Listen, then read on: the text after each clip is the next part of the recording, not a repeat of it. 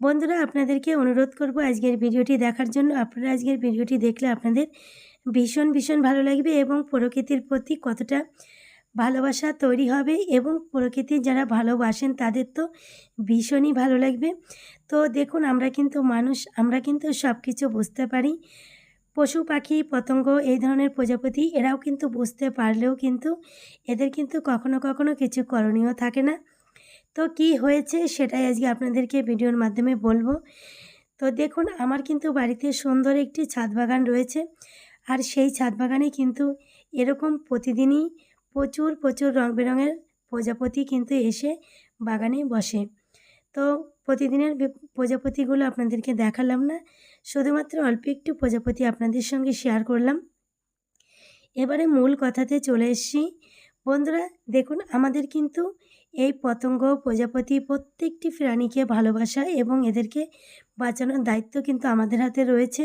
কারণ ওদের কিন্তু ভগবান আমরা, আর আমাদের ভগবান কিন্তু ওপরে রয়েছে। তো সে যাই হোক না কেন, দেখুন বাগানে যদি এত পরিমাণে ফুল ফল হয়ে থাকে তাহলে তো এরকম প্রজাপতি, মৌমাছি, ভ্রমর এরা তো আসবেই। এবার আমাদের কি করতে হবে, এদেরকে কিন্তু একটুখানি সাহায্য করতে হবে। যেমন ধরুন, এরা কিন্তু বৃষ্টির জল পেলে এই প্রজাপতির ডানা কিন্তু একটু ভিজে গেলে আর কিন্তু কখনোই ওড়ে না, এরা উড়তে পারে না। এরা কিন্তু সেখানেই মানে কি বলবো, সেখানেই থেকে যায় এবং কেউ বাঁচে, কেউ কিন্তু বাঁচে না। তো সেরকমই আজকে হঠাৎই কিন্তু দুপুরবেলা প্রচণ্ড ঝোড়ো হাওয়া এসেছিল। তো দেখতেই পাচ্ছেন হাওয়াটা কিন্তু সবেমাত্র উঠেছে। তো কী পরিমাণে হাওয়া উঠেছে সেটা আপনারা দেখতেই পাচ্ছেন।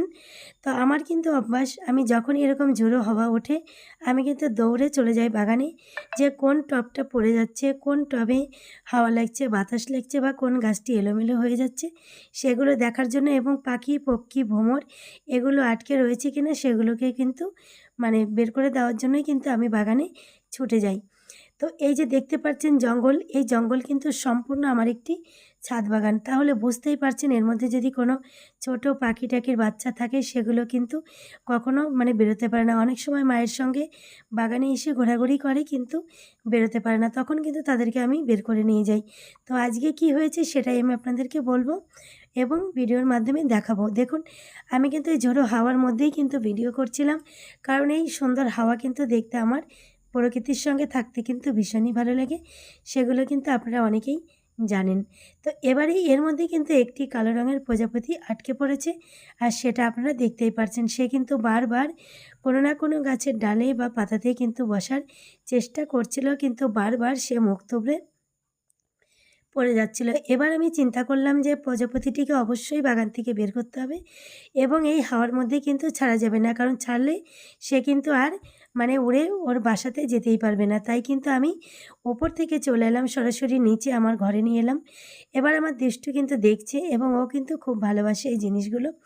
এবার দিনের বেলা 12টা 12:30 বাজে, এখন কি পরিমাণে অন্ধকার হয়েছে আমার বাড়িটা সেটা আপনারা একটু দেখতেই পাচ্ছেন। এবার কিছুক্ষণের মধ্যে কিন্তু এত পরিমাণে বৃষ্টি শুরু হয়ে গেছে। তো আমি যে ঘরটাতে কেউ যাবে না, তো সেই ঘরে আমার ঠাকুর থাকে, কয়েকটি ঠাকুরের ফটোগুলো থাকে, সেখানে আমি ওয়াল আলমারির মধ্যে আস্তে করে প্রজাপতিটিকে বসিয়ে দিলাম, যে যখন বৃষ্টি চলে যাবে বা রোদ উঠবে তখন কিন্তু ওকে আমি বের করে দেবো। তো ঠিক তাই দেখুন, আমি কিন্তু সুন্দর করে এটাকে বন্ধ করে রেখেছি যাতে ও শ্বাস নিতে পারে। তো ও কিন্তু সুন্দর এখানে বসেছিল। এবার কিন্তু প্রায় 2.5 থেকে 3 ঘন্টা পেরিয়ে গেছে। তারপরে দেখুন বৃষ্টি গিয়ে রোদ বেরিয়ে রাস্তাঘাট শুকিয়ে গেছে। তো আমি কিন্তু ওকে ছেড়ে দিতে এসেছি। আর আমি কিন্তু সকালবেলা যখন ওকে কোলে হাতে করে রেখেছিলাম, আমার কিন্তু বেশ অনেকক্ষণ হাতটা চুলকিয়েছিল। তাই কিন্তু এখন আমি আর ওকে হাতে ধরবো না, একটি কাগজের সাহায্যে ওকে বের করে দেব। এবার বের করতে না করতেই কিন্তু নিজে একদম বেরিয়ে ছুট্টে আমার এই জানলা দিয়ে বেরিয়ে গেল। আপনারা দেখতেই পাচ্ছেন উড়ে কিন্তু চলে গেল।